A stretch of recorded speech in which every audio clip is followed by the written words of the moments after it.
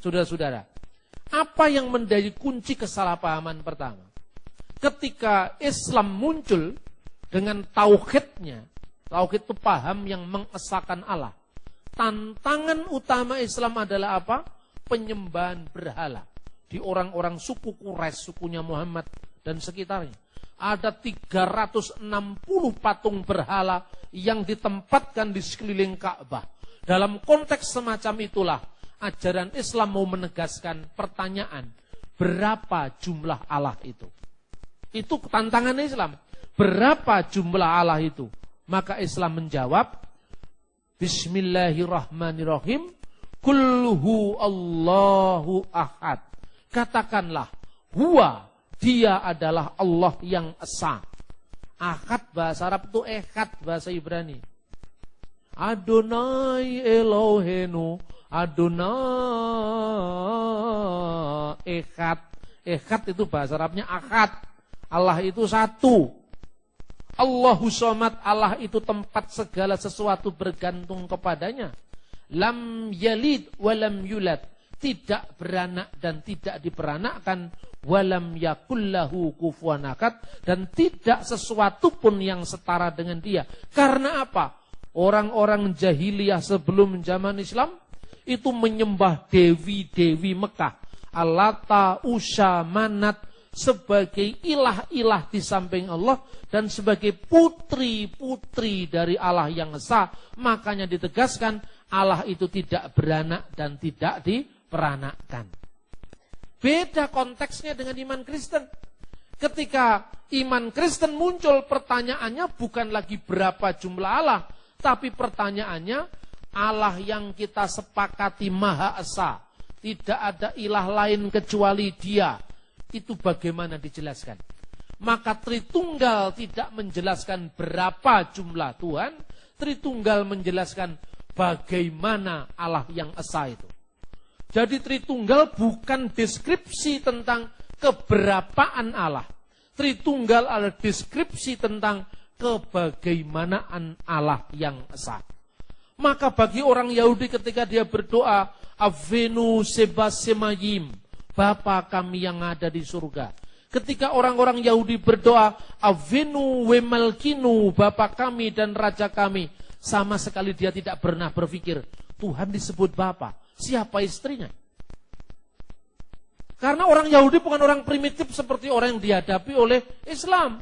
Karena apa? Islam itu masyarakat primitif pada zaman pra-Islam itu, kekristenan itu Yahudi yang sangat strict memegang monoteisme, keesaan Allah. Maka Tritunggal hendak menjawab, bukan berapanya Allah, tapi bagaimananya Allah yang esa. Karena reaksi Quran itu terhadap agama-agama jahiliyah, paganisme yang membuat dewi-dewi, patung-patung berhala, makanya Islam menegaskan Tuhan tidak beranak dan tidak diperanakkan. Tapi ketika Yesus Kristus disebut anak Allah, sama sekali artinya bukan Allah itu beranak secara fisik. Amin, saudara-saudara. Kenapa Yesus disebut anak Allah? Bukan berarti Allah itu beranak, tidak. Tidak setiap anak itu artinya beranak. Contohnya anak kunci, siapa maminya kunci. Anak tangga, siapa istrinya tangga. Anak jalanan, siapa istrinya jalan. Kan itu kata kiasan. Kata kiasan untuk apa? Anak Allah artinya Allah menyatakan diri via firman-Nya, melalui firman-Nya. Pada mulanya adalah firman, dan firman itu bersama-sama dengan Allah, dan firman itu adalah Allah. Kedua, secara strategis, saya tidak pernah nyerang Islam. Karena nyerang Islam sekalipun kita benar secara politik tetap bahaya. Yang saya serang saksi Yehova. Kalau saksi Yehova diserang, nggak bahaya, wong itu urusan intern Kristen kok. Salahnya sendiri kamu ngaku Kristen. Kenapa kamu beda dengan Kristen yang lain? Maka saya tulis ini. Haruskah Anda percaya kepada saksi-saksi Yehova? Saya bawa tapi nggak banyak. Kalau Anda mau ambil silakan di depan. Nanti kalau kurang pesan ke Malang karena nggak mungkin saya bawa banyak. Ini contoh-contoh buku saya yang secara siaga menjawab kapanpun waktunya untuk orang yang salah paham. Saya menjelaskan Tritunggal kepada saksi Yehova. Spiritnya kan sama. Islam menolak Tritunggal, Saksi Yehova menolak Tritunggal. Islam menolak ketuhanan Yesus karena salah paham tadi. Yesus disamakan dengan anak Allah seperti orang jahiliyah, padahal maknanya beda. Saksi Yehova juga menolak ketuhanan Yesus. Kalau saya menjelaskan Saksi Yehova, Islam kan terjelaskan. Tapi saya tidak bahaya. Paham yang saya maksud? Maka dikatakan Saksi Yehova, saya tanya, kenapa kamu menolak Yesus itu? Ya Pak, karena Yesus itu bukan Allah. Siapa menurut Anda Yesus itu? Yesus itu Tuhan Pak, tapi bukan Allah. Tuhan dalam pengertian Lord. Lord itu kan untuk Lord Charles juga bisa. Ya kan? Lord Kissinger, Tuan Takur kan bisa. Artinya Lord itu dalam pengertian Tuhan. Tetapi kalau God, nggak ada Pak Yesus itu God. Padahal orang Kristen kalau nyanyi Yesus Tuhan dan Allah kami, Engkau layak menerima pujian. Berarti Yesus itu Tuhan dan Allah. Untuk Yesus itu Lord is okay Pak, no problem. Tetapi Yesus itu Allah, di mana ayatnya? Orang langsung menjawab, pada mulanya adalah firman. Firman itu bersama-sama dengan Allah. Firman itu adalah Allah. Sebentar Pak, Bapak salah katanya. Di mana salahnya saya bilang? Kalau Yohanes bersama-sama dengan Markus, apakah pada saat yang sama Markus adalah Yohanes Pak? Ya, pasti bukan. Nah kalau gitu saya mau nanya Pak, kalau firman bersama-sama dengan Allah, apakah firman itu adalah Allah? Allah. Loh kenapa jawabannya nggak sama Pak? Bapak tidak konsisten. Kamu yang tidak bisa membedakan satu Yohanes dengan satu Tuhan. Kenapa kalau Yohanes bersama Markus, Markus bukan Yohanes? Karena Yohanes Markus itu terikat oleh ruang, terikat oleh waktu, itu manusia. Kalau Yohanes sekarang ada di sini, di saat yang sama dia tidak ada di sana. Iya kan? Makanya ada lagunya. Aku di sini, engkau di sana, memang beda-beda tempatnya. Tapi kalau Tuhan sekarang di sini, apa Tuhan tidak bisa di sana sekarang? Tuhan, kenapa doa kami tidak dijawab-jawab Tuhan? Saya sudah setiap hari bersekutu kepadamu, kenapa doa kami belum dijawab-jawab? Terus Tuhan akhirnya menjawab, seminggu terakhir ini saya sibuk KKR di Manado, maka saya tidak muncul di Gorontalo. Apa itu Tuhan? Tuhan tidak terikat oleh ruang. Tuhan tidak terikat oleh waktu. Saya berikan contoh. Innallaha ma'as-sabirin. Allah beserta orang yang sabar. Berapa jumlah orang yang sabar di kota Surabaya? Banyak Pak. 5 juta ada? Mungkin lebih Pak. Oke lah, anggap 5 juta orang yang sabar. Di antara puluhan juta orang ini. Allah jumlahnya berapa? 1 Pak. 1 Allah beserta dengan 5 juta orang yang sabar.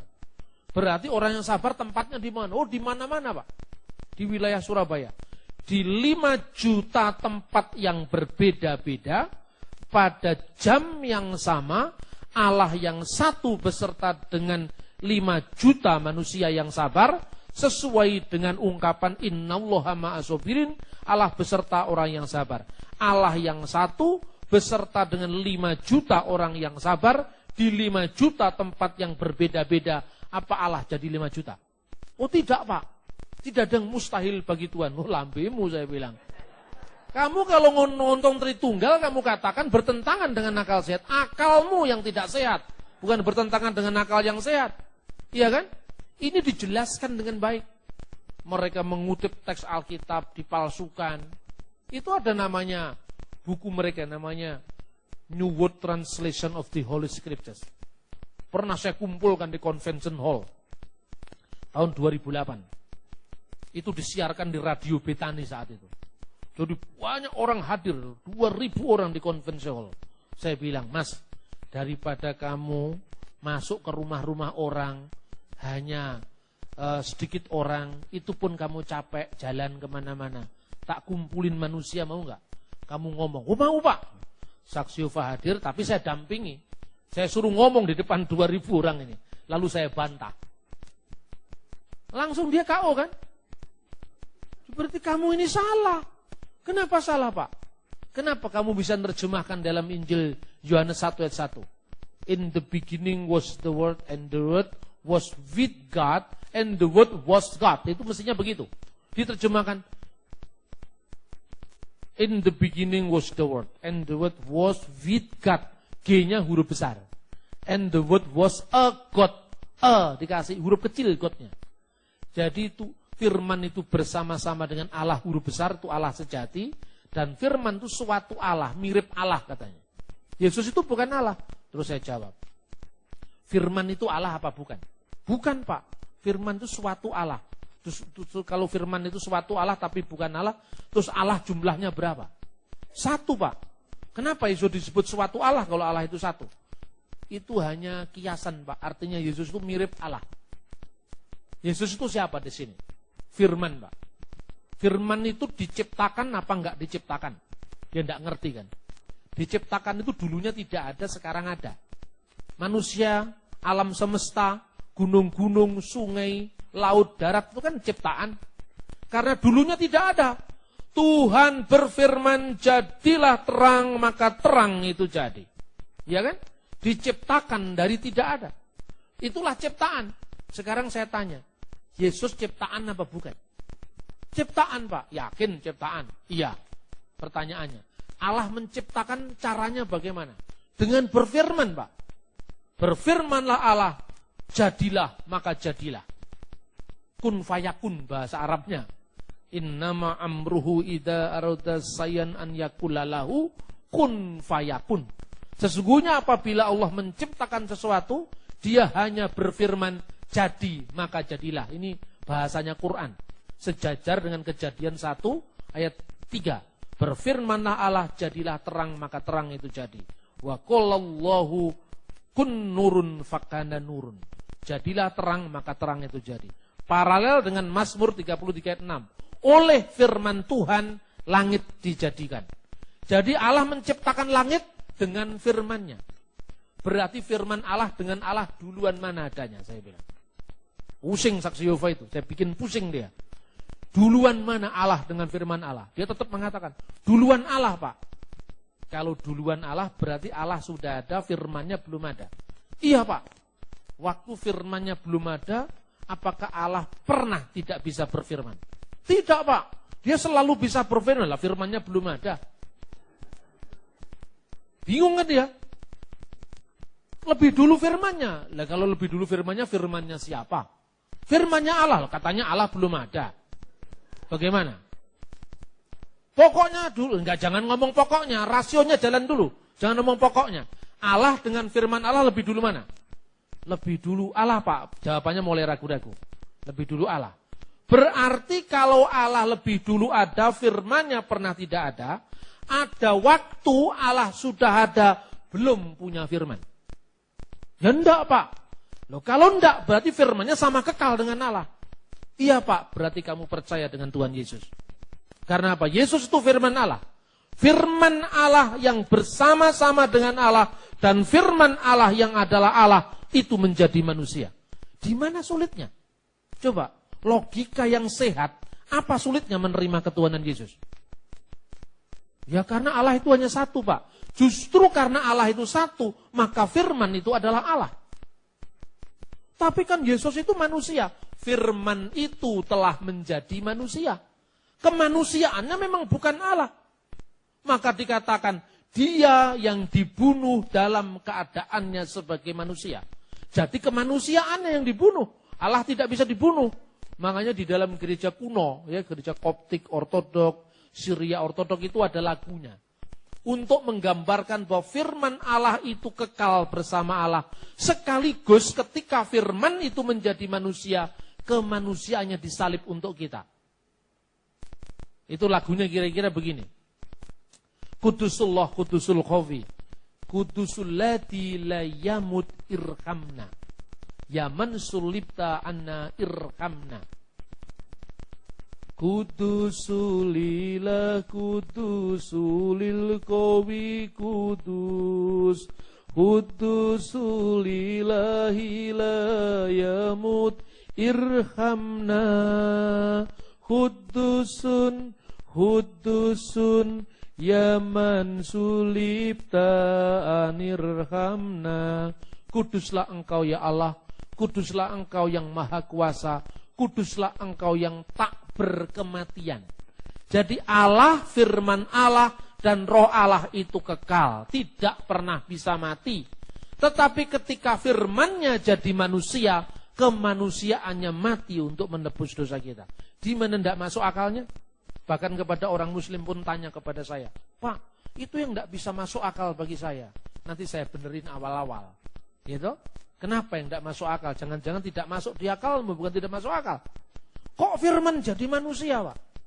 Sampean percaya enggak dengan nuzulul Quran? Firman turun jadi buku. Nuzulul Quran itu kan firman turun jadi buku. Jadi firman menjadi buku. Percaya enggak kamu firman menjadi kitab suci? Percaya, Pak. Loh, kalau firman turun jadi buku aja kamu percaya. Buku itu benda mati. Masa firman jadi manusia kamu enggak percaya? Langsung dia diam. Iya ya Pak, iya makanya jangan kritik orang. Kritik orang itu kan gampang. Firman menjadi buku kamu bisa percaya. Tapi kan gak pernah kami mengatakan Quran itu Tuhan. Nah, justru itu masalahnya. Sesuatu yang bukan ciptaan itu apa? Sesuatu yang bukan ciptaan itu kan pasti pencipta. Di dunia itu hanya ada dua. Pencipta, ciptaan. Kholik, makhluk. Tidak ada yang di tengah-tengah. Saudara muslim kita ini percaya Al-Quran itu gak diciptakan. Karena dia firman Allah. Karena apa? Allah menciptakan dengan firman-Nya. Tidak mungkin firman diciptakan. Makanya doktrin ahli sunnah wal jamaah yang diklaim oleh NU itu, yang sekarang lagi muktamar di Surabaya, itu memperkenalkan ungkapan man qala innal Qur'an makhlukun fahuwa kafir. Barang siapa yang mengatakan Al-Quran itu diciptakan, maka dia kafir. Tentu bukan kertasnya yang enggak diciptakan, ya kan? Kertasnya kan tuh made in Padalarang, made in Probolinggo, pabrik leces kan? Kertas itu kan ciptaan pabrik. Apakah firman Allah itu ciptaan pabrik? Oh bukan Pak, bukan kertasnya yang disebut bukan ciptaan. Lalu apanya? Firman Allah yang terkandung di dalamnya, ya kan? Nah sekarang saya balik, yang disebut Yesus sebagai putra dalam Bapa, Putra dan Roh Kudus itu bukan kemanusiaan yang bisa mati. Kemanusiaannya bisa mati, tapi firman Allah yang adalah Allah tidak bisa mati. Sama dengan kamu bilang, Quran itu ada kalam yang kekal, kalam nafsi, yang qaimah bidzatillahi ta'ala, yang melekat pada Allah. Tetapi ada kalam lafat yang turun jadi buku. Turun jadi buku itu mati, bisa hilang, bisa terbakar, tapi firman Allah tidak bisa terbakar. Itu dia tetap aja nggak bisa ngerti-ngerti. Saya kutipkan hadis. Ini ada hadis. Aisyah ditanya, apakah ada ayat-ayat tentang rajam? Ada. Tapi ayat-ayat itu dulu kan Al-Quran belum dijilid jadi buku kan. Masih terserak-serak di mana-mana. Saya taruh ayat itu di bawah tempat tidur saya. Lalu saya sibuk untuk ngurusi jenazah Nabi Muhammad ketika Nabi Muhammad meninggal. Tiba-tiba ada kambing masuk memakan ayat tadi. Apa firman Allah bisa dimakan kambing? Tidak bisa Pak. Itu yang dimakan kambing kulitnya. Yesus juga firman Allah tidak mati. Yang mati kemanusiaannya. 1 Petrus pasal 3:18. Dia yang dibunuh dalam keadaannya sebagai manusia. Coba mana yang tidak masuk akal di iman Kristen? Tidak masuk di akalmu, bukan gak masuk akal. Semua bisa dijelaskan. Inilah yang sering membuat orang Kristen minder, Waardigheid kompleks, kata Bung Karno. Bahasa Belandanya itu. Orang itu minder begitu ditanya tentang Tritunggal, dia menghindar. Jangan dipikir dengan akal. Padahal akalnya yang belum memikir, ya kan? Ketika ditanya tentang ketuhanan Yesus, dia menghindar. Ini waktunya kita menjelaskan karena iman timbul dari berita. Dan berita atas sabda Tuhan. Maka beritanya diperjelas. Kenapa selama ini tidak jelas? Karena gereja membangun mental sektarian.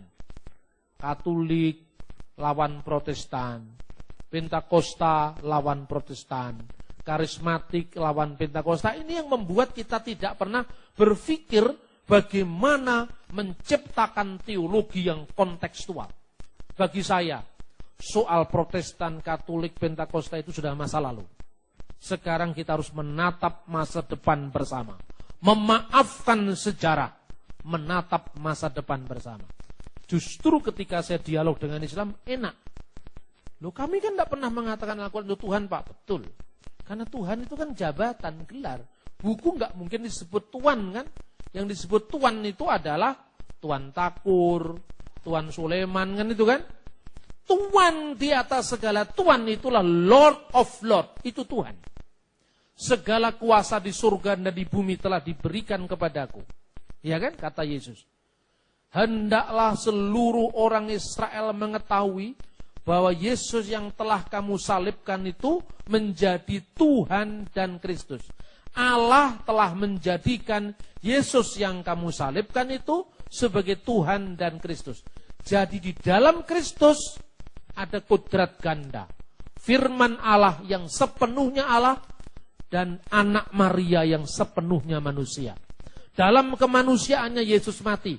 Seperti kertasnya Quran juga bisa dibakar, maka Kristus sebagai manusia bisa mati. Tetapi firman Allah tidak bisa mati. Firman Allah itu kekal. Karena menciptakan segala sesuatu Allah itu dengan firman-Nya. Justru yang problematik saya tanyakan kepada saudara muslim. Firman Allah itu Allah apa bukan? Bukan, Pak. Ciptaan apa bukan? Bukan ciptaan tapi bukan Allah. Lalu apa sekarang? Ketika firman Allah itu kekal, Allah juga kekal, dan firman itu bukan Allah, berarti ada dua yang kekal.